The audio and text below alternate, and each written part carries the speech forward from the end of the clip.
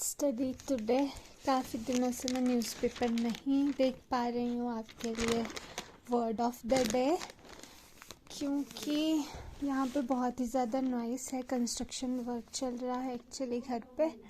ठीक है, तो हम आज क्या पढ़ेंगे, I will tell you something. ठीक है, तो बहुजन वोट वाइटल फॉर मास्टर की टू पावर से माया।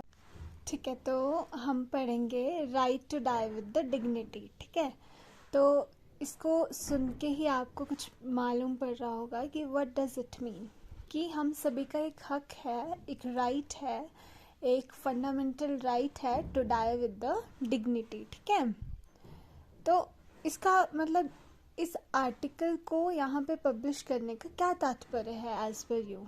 ठीक है, आपको नहीं मालूम होगा तो लेट मी टेल यू। कुछ दिन पहले क्या हुआ है, मैंने राइट डाउन करी है चीज़ें, मैं आपको वहाँ से पढ़ के सुनाऊंगी। ठीक है, ये केस वही है।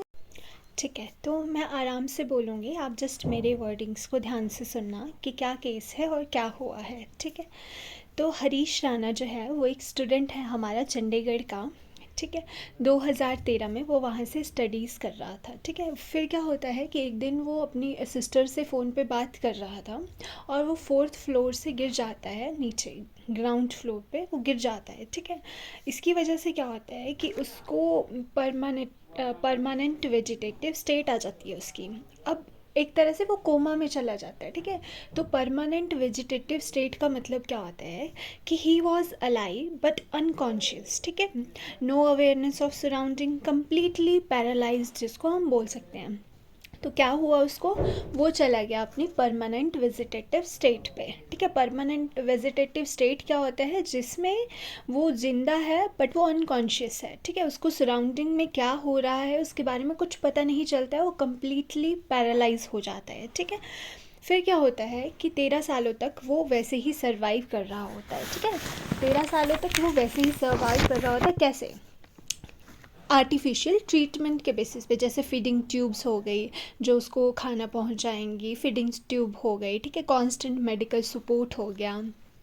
ठीक है, तो ये कुछ चीज़ें हैं कि मतलब वो डॉक्टर की ट्रीटमेंट्स पे ही पूरी तरह निर्भर था।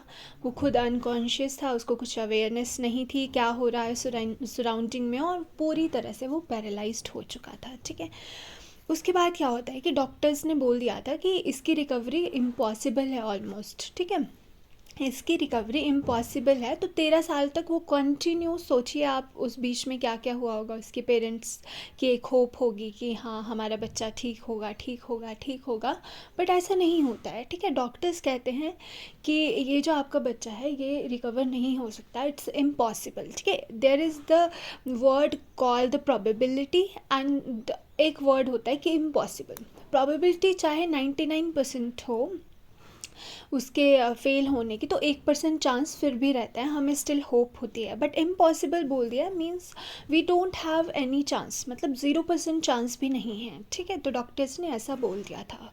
फिर क्या होता है कि उनके पेरेंट्स ने रिक्वेस्ट करा फॉर द पैसिव एंथोनेशिया। अब पैसिव एंथोनेशिया क्या होता है, आपको पहले मैं 2 टर्म्स बताती हूँ। ठीक है, 2 टर्म्स होती हैं, एक होता है पैसिव एंथोनाशिया, एक होता है हमारा एक्टिव एंथोनाशिया। ठीक है, तो पैसिव एंथोनाशिया क्या होता है कि स्टॉपिंग और not giving life saving treatment so the death occur naturally. ठीक है, पैसिव एंथोनासिया का मतलब है कि जो हमने डॉक्टर्स का सपोर्ट है, ट्रीटमेंट मशीन्स का सपोर्ट है, फॉर एग्जांपल फीडिंग ट्यूब का सपोर्ट है, उस सपोर्ट को हम हटा देंगे और डेथ जो है वो नेचुरली अकर होगी। हम उसको मारेंगे नहीं, वो खुद मर जाएंगे, क्योंकि जो सपोर्ट है जिसकी वजह से वो जीवित थे, हम उस सपोर्ट को हटा देंगे। That is called as passive euthanasia. ठीक है, समझ आई आपको।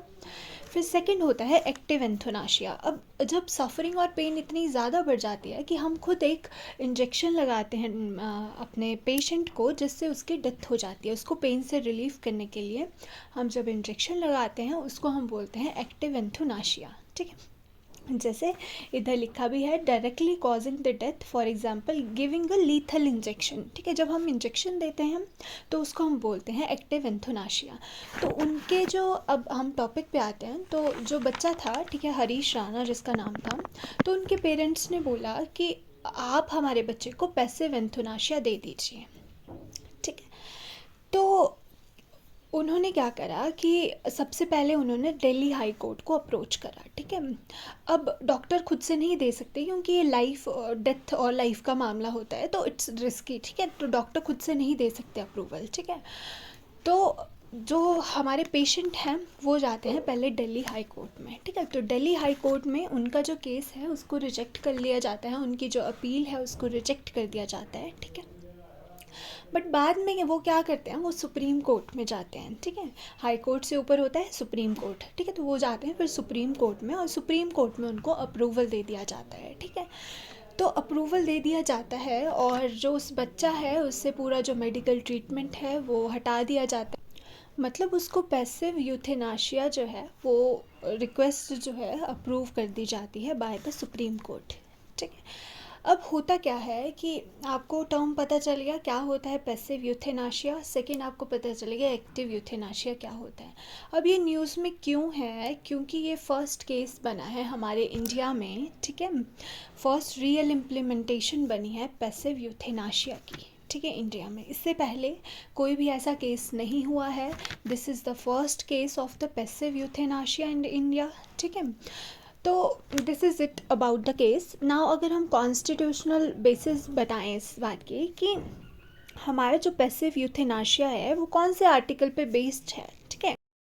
Decision allowing the passive euthanasia is based upon the Article 21 of the Constitution of India.